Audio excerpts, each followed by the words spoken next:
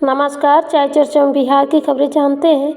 बिहार की सियासत में रामचरितमानस पर खूब राजनीति हो रही है और इसके केंद्र में बने हुए हैं बिहार के शिक्षा मंत्री प्रोफेसर चंद्रशेखर।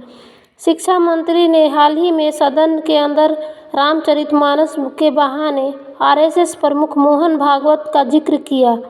उन्होंने कहा कि मेरे बयान पर जब संघ प्रमुख मोहन भागवत समर्थन किया है तो जो विरोध कर रहे हैं उनका कोई मतलब नहीं है।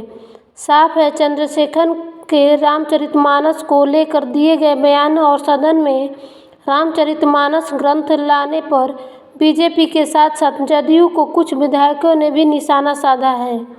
जदयू के कुछ विधायक ने न सिर्फ हमला बोला बल्कि शिक्षा मंत्री को एक बड़ी नसीहत भी दे दी, जिसके बाद बिहार की सियासत में फिर से तेजी आ गई।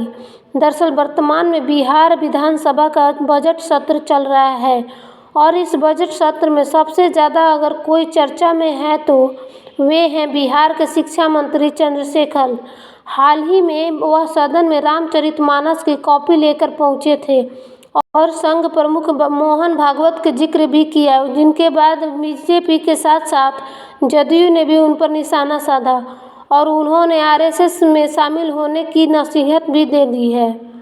जदयू विधायक राजीव रंजन ने शिक्षा मंत्री पर हमला बोलते हुए कहा कि अब वे तो उनके बयान पर प्रतिक्रिया भी देते हुए भी खराब लगता है। उन्हें अब शिक्षा मंत्री से इस्तीफा देकर आरएसएस में शामिल हो जाना चाहिए, क्योंकि उन पर संघ प्रमुख मोहन भागवत का असर कुछ ज़्यादा ही दिख रहा है।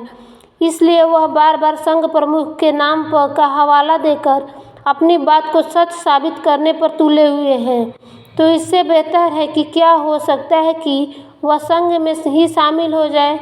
वहीं जदयू के ही एक विधायक नीरज कुमार कहते हैं कि गांधी, अंबेडकर, जेपी लोहिया की राह पर चलने की बात कहने वाले लोग अब आरएसएस की विचारधारा की बात कहने लगे हैं और मोहन भागवत की बात कह उनके समर्थन का हवाला दे रहे हैं। ये तो अजीब विडंबना है। अगर चलना ही है तो बाबा साहब के बनाए संविधान की राह पर चले, लेकिन चल रहे हैं आरएसएस प्रमुख की राह पर।